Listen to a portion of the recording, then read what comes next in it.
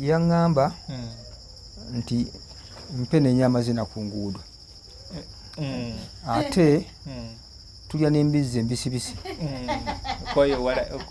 koyo walagi nagamba biddukisi mwene emitwe giba gyasala ensalo ng'owalabye naawe wano mu kusiibula kyavaga nti nkwagaliza eddembe ng'asiibula nze walujjo mwenyini nange kwe kumuddamu kaloddo paati eyokubiri esooka walujjo eyokubiri kaloddo era luli kweno kaloddo luli kweno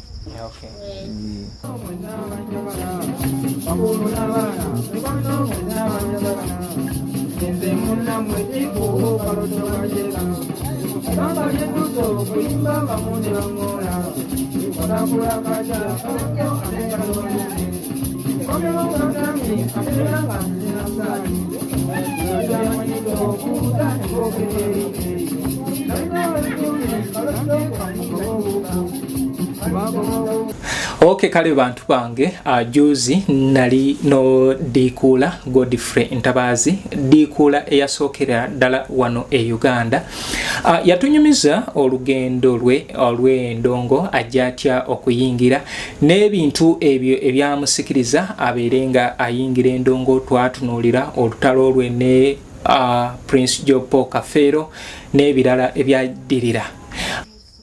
Dikugolanga ffe tetuli naawe tolimba abantu timulina Diku mukyambuleera kyammwe gwe ne kisabbuuni kakati nenteekako kisabbuuni era bangi balwawo okukimbanya nti kisabbuuni yegundi ye mukaabya era nabayita mu paati bajjanga ne batimba nga bagamba nti Dikuula tulina Dikuula so nga siri nabo nga tulina Dikuula Kafeera agenda okusisinkana Dikuula so siriyo kati nenyambalira mukaabya mutumiki sabbuuni era yalayo okukitegeera yalayo okukitegeera namukwekera ddala wala luvannyuma bakitegeera luvannyuma nti yekisabbuuni.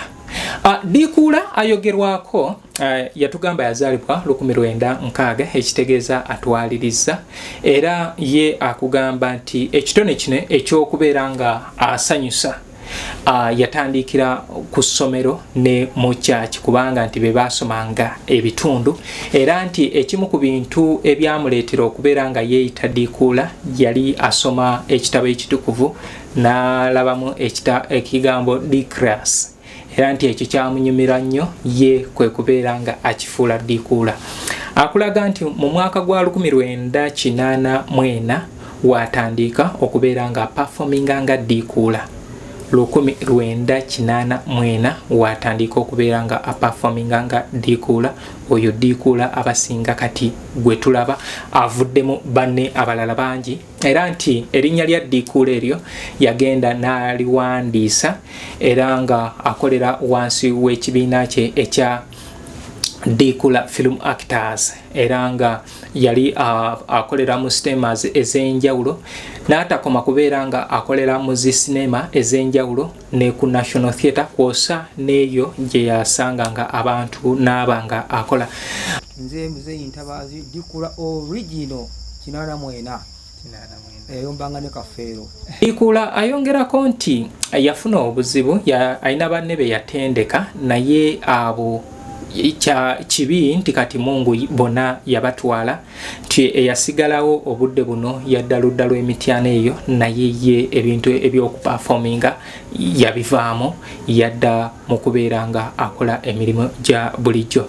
Nkugamba nti programu eno eteekebwa mu ssente aba Nabs Fashions basangibwa ku Sunset Arcade eyo esangibwa ku Wilson Street gendayo abali ku ground level 2 kwe basangibwa kwe bakolera emirimu gino batunda ebyambalo by'abakyala naddala ebyo ebisinga okuva mawanga g'Abawalabu gendayo obeerenga obawagira lwaki mukyalawo oba gwe omukyala toyambala ng'omukyala bw'alina okubeera nga ayambala. Nno nze basinga kunnyumira balina eŋŋombo nti omukyala omulungi ayambala nabo ekitegeeza bw'oba munnaye toyambadde nabo mukyala Namatovu Fatuma wali agenda kukolako. Mukyala musanyufu, muntu ali friendly, kale nkusaba nti genda oyambale nabo. New Subs Fashions tukutuusaako ebiteeteeyi kw'ossa abaya, engatto, ensawo z'abakyala, jackets, jeans n'ebirala. Tusangibwa ku Wilson Street ku kizimbe ekya Sunset Arcade ground floor shop number 2. Okututuukako va ku Pioneer Mall, otambule nga dda ku Arua Park, yisa ekizimbe ekya Wilson 1 oyite ku Health Link Pharmacy. Kati awo weekoma yambuka amadaala gakuyingize ku Sunset Arcade, awo ng'otutuuseeko. Chikaya College and Vocational School bali wali ebulenga ku 7. Mwami Mubiru Charles yakwasaganya ensonga za Chikaya College. Emabegao babaddewo n'okutikkira abaana ba vocational. Kati gwe eyetaaga endongo genda ku Plan B Records, abo bali kubyakubeera nga bakwata nnyimba zine ezaffe mu maloboozi, era ennyimba za kadongo kamu bazikwatira ddala. St. Michael Educational Center naye weeri eri Kiwanga Mukono, twalayo omwana babeerenga bamubangula. Then gwe yeetaaga ennyimba zino ez'akadongo kamu osobola okuntuukirira Kasubi ku Basoka kwa Villa Stage wenkolera emirimu gyange. Oba weesitudde n'ojja oluyimba nduteerako nusu 5, ntandikira ku nnyimba za 15. Ku WhatsApp nduteerako nusu 10, ntandikira ku nnyimba za 15. Naye nkugamba nti nze siri monopole, osobola ogezaako libraries ez'enjawulo oba search engines ez'enjawulo. Kati ezo ennyimba eziba zikubuze zojja nompa, weetaaga maziika g'abayimbi, bifulu n'ebintu ebirala. Oli munnamawulire wandyagadde okubeera nga okuguka mu nsonga zino ez'akadongo kamu, ntuukirira nsobola okubeera nga nsobola okukwasizaako ekyo ekitono kye nsobola, n'oba nga naawe osobola okubeera nga weeyongerayo. Kale bw'atyo Diikuula mu bimu ku bye twatunuulira twalaba ku lutalo lwe n'omugenzi Prince Job Paul Kafeero. Kubanga Diikuula alaga nti we baali batambuza endongo eno ne mukyala we nga kubanga ye akola ne mukyala we, obudde buno yeegattibwako omu ku batabanyi be bakola batyo, nti yatuuka mu bitundu by'Ekyaggwe gye yasisinkana Prince Job Paul Kafeero mu myaka gy'ekinaana, nga Kafeero tomanya alibeera omuyimbi ow'amaanyi, naye yali alengeza endongo. Kati n'atambula n'oyo Diikuula nga bagenda bakola emirimu naye, nti oluvannyuma jjukira bo bano badiiku babeera batambula nga bagoba kkubo. Kati bw'atyo ekkubo baatuuka ye n'ata Kafeero ne yeeyongerayo okubeera ng'atabaza emirimu gye. Eyo agenda okuddamu awulira omukulu Omukunja Saafi ng'afulumiza ekijjankunene ayimba Diikuula. Ekyokubiri, ekyokusatu, ebintu ebyo nti byamuyisa bubi wadde tebyamuluma nnyo kiri awo, kwe kubeera nga naye anoonya oluyimba lwasobola okubeera nga ayanukula Prince, era yamwanukuza n'oluyimba olumanyiddwa nga Walujjo. Oluyimba Walujjo lwe yamwanukuza ng'amugamba lwaki oyagala okubeera nga ofuna gwe byoyagala ofuna obeerewo, naye nga oyita mu linnya ly'omuntu ng'oliitattana. Kubanga nkugambye nti ono Diikuula yekka eyasookera ddala mu Uganda, era ye yaliwo.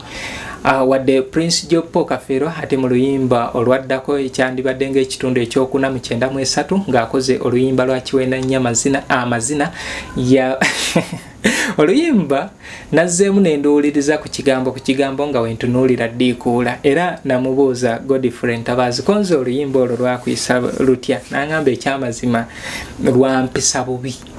lwampisa bubi, era nange kwe kutuula n'enkola oluyimba lwe natuuma Kaliroddo nga mwanukula. Munoonyeko ku nnyimba ezo zijja banyumira, abasajja bano baateekangamu ebintu. Yaŋŋamba nti mpe n'enyamazina ku nguudo, ate tulya n'embizzi embisibisi. Kwoyo walagi nagamba biddukisi mwenda emitwe giba gyasala ensalo ng'owo alabye naawe. Wano mu kusiibula kyavaga nti nkwagaliza eddembe ng'asiibula nze Walujjo mwenyini, nange kwe kumuddamu Kaloddo. Paati ey'okubiri esooka Walujjo, ey'okubiri Kaloddo, era luli kweno Kaloddo luli kweno. Olwo lulimu okuwayiriza n'okukonjera gwosobola okufuna sente. Era nembategeeza abantu nti yali amanyi nti nze ndi kisiru so nga nze ntegeera kati nali nange nali neerwanako nga ngezako kumutegeeza nti ono ddi kugwovuma gw'omukolamu bukozi ki sente wanfuula ente y'abato anti ekibuko ekitaluma yente y'abato.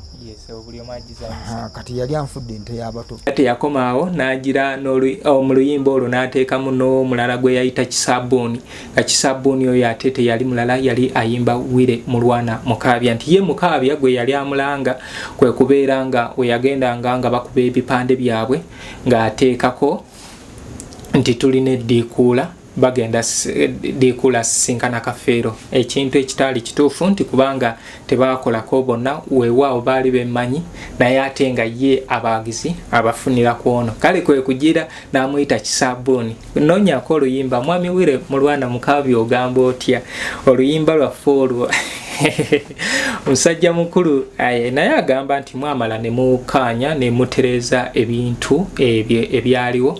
Kale we batyo naye oba olumu omuntu anoonya okuyitamu. Kale bwatyo dikuula twayogera n'agamba ye mu bulamu bwe tabeerangako mu kibiina kya muyimbi yenna kubanga ensonga nyingi, kubanga yalina obuvunaanyizibwa obw'okubeera nga asomesa, nti singa obeera mu kibiina kibeera kizibu okubeera nga osobola ofuna emitwalo ezisukka 10. Kwe kusalawo n'agamba kaakole nga akolera ewe, akola n'oweewe batambuze endongo, era nti yensonga.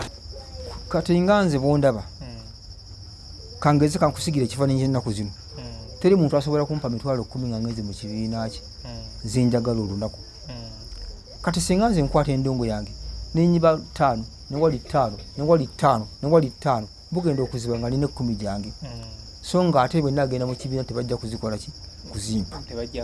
Kati olw'obuvunaanyizibwa bwa famire yange nze nkolerera abaana bange nagana okuyingira mu bibiina by'abantu nga nekolera byange mu masomero ne ku street, mu masomero ne ku street. Ye awo okusinga amakanda agalina mu bitundu bya mirundi ebiri, agalina egayaaza ne ewaabwe ebamunaanika mu Luweero, naye nga okugenda egayaaza yava nakulabye gye baali bawangaalira, naye bino omugaga waba yagadde awantu n'agamba kangaziweemu nadda egayaaza.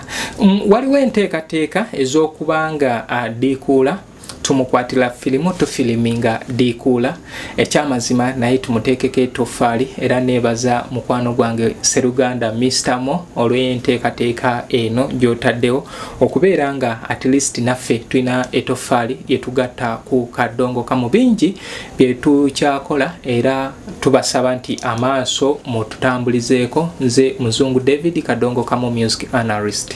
Simanyi Masaka Gamboze eno gendese wabula abaganda bange mwena mbalamusa. Simanyi Masaka Gamboze eno gendese wabula abaganda bange mwena mbalamusa. Mirembe ngala abaganda balugera guno gwendwadde kuluno gutunye waliwo ekipindupindu kisaba weerako busokko ne sumama sero irindi n'enziku nabyo biruma nnyo nono sirimu mwattu atumalawo leetu dikula champion actors.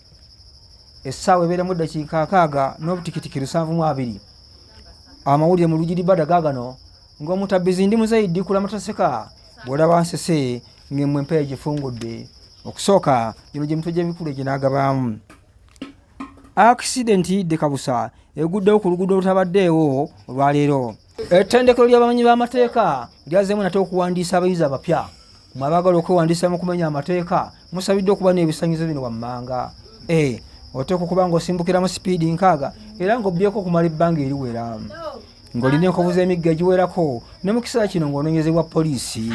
Wabula ababbi mwenna musabidde okweyanjula ku kitebe kikulu ekya poliisi mu Kampala ne bye mwabba musabidde okugendanga nabyo poliisi esobole okumanya yasinga okubba omwaka oguwedde. New Subs Fashions tukutuusaako ebiteeteeyi kw'ossa abaya, engatto, ensawo z'abakyala, jackets, jeans n'ebirala. Tusangibwa ku Wilson Street ku kizimbe ekya Sunset Arcade ground floor shop number 2. Okututuukako va ku Pioneer Mall otambule ngadda ku Arua Park, yisa ekizimbe ekya Wilson 1 oyite ku Health Link Pharmacy. Kati awo weekoma yambuka amadaala gakuyingize ku Sunset Arcade, awo ng'otutuuseeko. Engoye zaffe tuzijja China, Egypt, Vietnam n'amawanga amalala. Omukyala omwambazi omulungi ayambala naffe.